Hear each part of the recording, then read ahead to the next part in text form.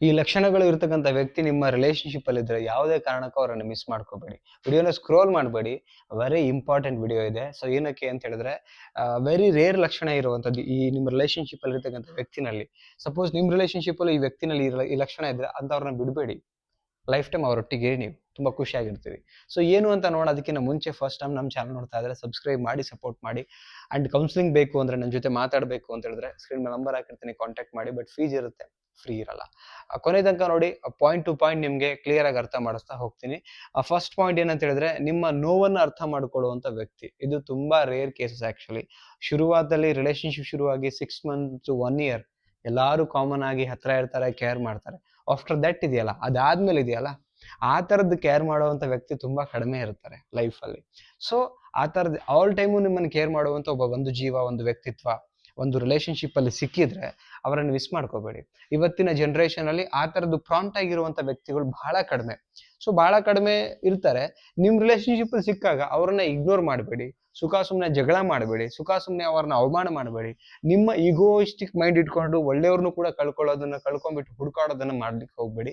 ಒಳ್ಳೆ ವ್ಯಕ್ತಿಗಳು ಇರ್ತಾರೆ, ಬಟ್ ಅವ್ರನ್ನ ಅರ್ಥ ಮಾಡ್ಕೊಳ್ಳಿ ಕರೆಕ್ಟ್ ಆಗಿ. ಓಕೆ, ನೋವನ್ನು ಅರ್ಥ ಮಾಡ್ಕೊಳ್ಳೋ ವ್ಯಕ್ತಿ ಸಿಕ್ಕಾಗ ಅವರೊಟ್ಟಿಗೆ ಖುಷಿಯಾಗಿರಿ ಅಂಡ್ ನೀವು ಲಕ್ಕಿ ಅಂತ ಅನ್ಬೋದು. ಸೆಕೆಂಡ್ ಪಾಯಿಂಟ್, ನಿಮ್ಮ ರಿಲೇಶನ್ಶಿಪ್ ಅಲ್ಲೂ ಈ ತರದ ಲಕ್ಷಣಗಳಿರೋ ವ್ಯಕ್ತಿ ಸಿಕ್ಕಿದ್ರೆ ಕಮೆಂಟ್ ಮಾಡಿ ತಿಳಿಸಿ. ಸೆಕೆಂಡ್ ಪಾಯಿಂಟ್, ಮಾತಿಗಿಂತ ಹೆಚ್ಚು ಕೆಲಸ. ಕೆಲವರು ಬರೀ ಮಾತಲ್ಲಿ ಬಿಲ್ಡಪ್ ಕೊಡ್ತಾರೆ, ಹಂಗ್ ನೋಡ್ಕೊಳ್ತೀನಿ, ನಿನ್ ಮಾತು ಹಂಗ್ ಕೇಳ್ತೀನಿ, ಹಿಂಗ್ ಮಾಡ್ತೀನಿ, ಅದು ಮಾಡ್ತೀನಿ ಅಂತ ಹೇಳಿ. ಬಟ್ ಇವ್ರು ಏನಂತ ಹೇಳಿದ್ರೆ ಮಾತಿಗಿಂತ ಕೆಲಸ ಜಾಸ್ತಿ ಅಂತ ಹೇಳಿದ್ರೆ ಇಟ್ ಮೀನ್ಸ್ ಅವರು ತುಂಬಾ ಚೆನ್ನಾಗಿ ಹೊಂದ್ಕೊಳ್ತಾರೆ. ಬಾಯಲ್ಲಿ ಬರೀ ಹೇಳಲ್ಲ, ನಿಮ್ಮನ್ನ ತುಂಬಾ ಚೆನ್ನಾಗಿ ಕೇರಿಂಗ್ ಆಗಿ ನೋಡ್ಕೊಳ್ತಾರೆ, ಪ್ರೀತಿಯಿಂದ ಮಾತು ಕೇಳ್ತಾರೆ, ಕೆಲಸದಲ್ಲಿ ಸಹಾಯ ಮಾಡ್ತಾರೆ, ನಿಮ್ ಜೊತೆ ನಿಲ್ತಾರೆ, ತುಂಬಾ ಬೇಜಾರಲ್ಲಿದ್ದಾಗ ನಿಮಗೆ ಸಾಂತ್ವನ ಮಾಡ್ತಾರೆ. ಸೊ ಓವರ್ ಆಲ್ ಆಗಿ ಬಿಹೇವಿಯರ್ ಮುಖಾಂತರ ನಿಮ್ಮ ಒಟ್ಟಿಗೆ ನಿಮ್ಮ ಮನ್ಸನ್ನು ಗೆಲ್ತಾರೆ ಅಂತ ಹೇಳ್ಬೋದು. ನೆಕ್ಸ್ಟ್ ಪಾಯಿಂಟ್ ಏನಂತ ಹೇಳಿದ್ರೆ ಸ್ವಾರ್ಥ ಕಡಿಮೆ ಇರುವಂತದ್ದು.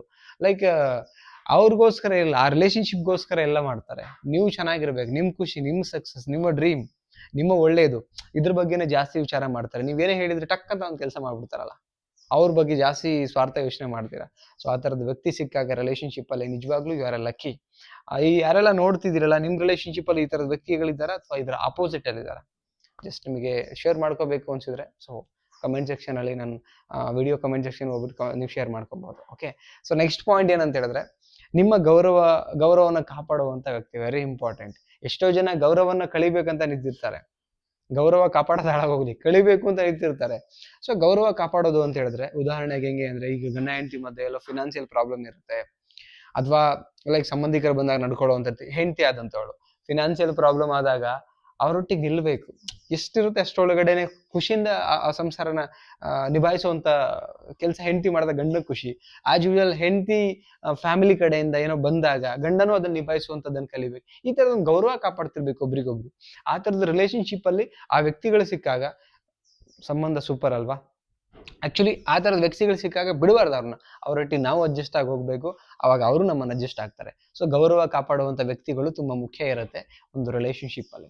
ಸೊ ನೆಕ್ಸ್ಟ್ ಪಾಯಿಂಟ್ ಏನಂತ ಹೇಳಿದ್ರೆ ತಪ್ಪಾದಾಗ ಸಾರಿ ಕೇಳುವಂತ ಒಂದು ಮನಸ್ಥಿತಿ. ಎಷ್ಟೋ ಜನ ಸಾರಿ ಕೇಳಲ್ಲ. ಈಗೋ ನಾನು ಸಾರಿ ಕೇಳ್ಬಿಟ್ರೆ ಎಲ್ಲಿ ನನಗೆ ಅವಮಾನ ಆಗುತ್ತೆ, ಎಲ್ಲಿ ನಾನು ಸಾರಿ ಕೇಳ್ಬಿಟ್ರೆ ಲೈಕ್ ನಾನು ಸೋತೋಗ್ಬಿಡ್ತೀನಿ, ನಾನು ಸಣ್ಣವಳಾಗ್ಬಿಡ್ತೀನಿ. ಈಗೋ ನೀವು ಸಣ್ಣವರ ದೊಡ್ಡವ್ರ ಮ್ಯಾಟ್ರೇ ಬರಲ್ಲ. ನಿಮ್ದು ವಯಸ್ಸು ಎಷ್ಟೋ ಇರಲಿ, ಇವ್ರದ್ದು ವಯಸ್ಸು ಎಷ್ಟೋ ಇರಲಿ, ತಪ್ಪು ಮಾಡಿದ್ ನೀವು ತಾನೇ, ಸಾರಿ ಕೇಳಿ. ಸಾರಿ ಕೇಳಿದಾಗ, ಯಾಕಂದ್ರೆ ದೊಡ್ಡೋರು ಅಂದ್ಮೇಲೆ ನಿಮಗೆ ದೊಡ್ಡವರು ಅಥವಾ ನಾನು ಕರೆಕ್ಟ್ ಅನ್ನೋ ಅಹಂಕಾರ ಇದ್ದಾಗ ತಪ್ಪ್ಯಾಕೆ ಮಾಡ್ಬೇಕಿತ್ತು ನನ್ನ ಪ್ರಕಾರ, ರೈಟ್?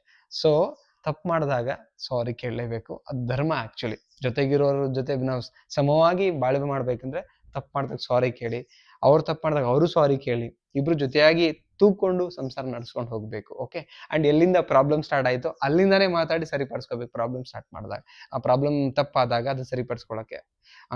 ನೆಕ್ಸ್ಟ್ ಪಾಯಿಂಟ್ ಏನಂತ ಹೇಳಿದ್ರೆ ಲೈಕ್ ನಿಮ್ಮನ್ನ ಎಷ್ಟು ಚೆನ್ನಾಗಿ ನಂಬ್ತಾರಲ್ಲ ಅಷ್ಟೇ ಚೆನ್ನಾಗಿ ನೀವೂ ಕೂಡ ಅವರನ್ನ ನಂಬೇಕಾಗತ್ತೆ. ಯಾರೋ ಮೂರನೇ ವ್ಯಕ್ತಿ ಹೇಳ್ದ ಅಂತ ಹೇಳ್ಬಿಟ್ಟು ಅಲ್ಲಿ ಅವ್ರ ಮೇಲೆ ಅಪನಂಬಿಕೆ ಮಾಡೋದಿಲ್ಲ, ಅದು ತಪ್ಪಾಗತ್ತೆ. ಸೊ ನಿಮ್ಮನ್ನ ನಂಬುವಂತ ವ್ಯಕ್ತಿ ನಿಮ್ಮ ಲೈಫಲ್ಲಿ ಸಿಕ್ಕರೆ ನೀವು ಅದೃಷ್ಟವಂತರು ಅಂತ ಹೇಳ್ಬೋದು. ಸ್ನೇಹಿತರೆ, ಇಷ್ಟು ಪಾಯಿಂಟ್ಸ್ ಏನಿದೆಯಲ್ಲ, ಈ ಗುಣ ಇರ್ತಕ್ಕಂಥ ಅದರಲ್ಲಿ ಜಸ್ಟ್ 3-4 ಗುಣ ಇದ್ರೂ ಕೂಡ okay, no problem at all.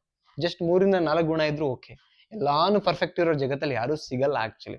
ಕೆಲವು ರಿಲೇಶನ್ಶಿಪ್ ಅಲ್ಲಿ ಎಲ್ಲಾನು ಅರ್ಥ ಮಾಡ್ಕೊಂಡು ಚೆನ್ನಾಗಿರೋರು ಇರ್ತಾರೆ. ಒಂದು 3-4 ಪಾಯಿಂಟ್ಸ್ ಇದ್ರೂ ಕೂಡ ಅದ್ರಲ್ಲಿ ಒಂದು 2 ಇಲ್ಲ ಅಂದ್ರೂ ಕೂಡ ಅದನ್ನ ಬ್ಯಾಲೆನ್ಸ್ ಮಾಡ್ಕೊಂಡು ತಗೊಂಡು ಹೋಗ್ಬೋದು. ನೋ ಬಡಿ is perfect in this world ಅಂತ ಹೇಳ್ತಾರೆ. ಎಲ್ಲ ಬ್ಯಾಲೆನ್ಸ್ ಇರುತ್ತೆ, ಬ್ಯಾಲೆನ್ಸ್ ಮಾಡ್ಕೊಂಡು ಹೋಗ್ಬೇಕು.